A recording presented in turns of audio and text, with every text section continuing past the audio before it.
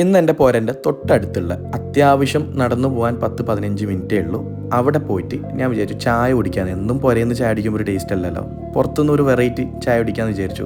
അപ്പോൾ അവിടെ കുട്ടി സബ്സ്ക്രൈബറിനെ കണ്ടു. അവിടുന്ന് അവരുടെ നിന്ന് ഫോട്ടോ എല്ലാം എടുത്ത് അവർക്ക് ഫോട്ടോ കിട്ടിയപ്പോൾ ഭയങ്കര സന്തോഷമായി. ആ സന്തോഷം എനിക്കും നല്ല സന്തോഷമായി. പിന്നെ അവിടെ എൻ്റെ ഫാമിലീസ്, കസിൻസ് അല്ലെങ്കിൽ ഒരുപാട് സബ്സ്ക്രൈബേഴ്സിനെല്ലാം കണ്ടു. അപ്പോഴാണ് നല്ല ചേല് മൊഞ്ചുള്ള ഒരു കുട്ടീനെ കാണുന്നത്. എന്താ ചേലല്ല, മാഷാ അല്ലാ, എല്ലാവരും മാഷാ അല്ലാ പറയണം കേട്ടോ. അങ്ങനെ ആ കുട്ടീൻ്റെ മുഖം കാണുമ്പോൾ ഒരു പോസിറ്റീവ്. പിന്നെ ഉമ്മ പുരയിൽ നിന്ന് ഉണ്ടാക്കി കൊണ്ടുവന്ന പലഹാരങ്ങൾ, എണ്ണ പലഹാരങ്ങൾ അല്ലെങ്കിൽ മുഹബത്തിൻ്റെ സുലൈമാനി നമ്മൾ ചായ കുടിക്കാമെന്ന് വിചാരിച്ചു.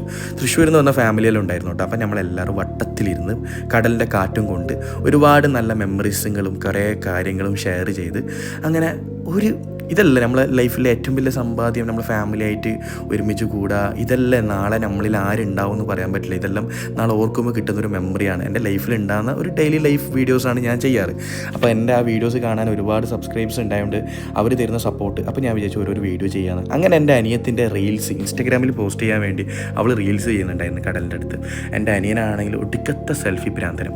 അപ്പോൾ ഞാൻ വിചാരിച്ചു നമുക്ക് എല്ലാവർക്കും കൂടി ഫാമിലി ഫോട്ടോസ് എടുക്കാമെന്ന് വിചാരിച്ചു. അങ്ങനെ ഫാമിലി ഫോട്ടോസെല്ലാം എടുത്ത് തൃശ്ശൂരിൽ നിന്ന് വന്ന ഫാമിലീസ് ഉണ്ടായിരുന്നു. അപ്പോൾ ഇതെല്ലാം എൻ്റെ മെമ്മറീസ്, എൻ്റെ ഡയറീസ്. അപ്പോൾ നിങ്ങൾക്കിത് വീഡിയോ ഇഷ്ടപ്പെട്ടാൽ ഒന്ന് സബ്സ്ക്രൈബ് ചെയ്യോ.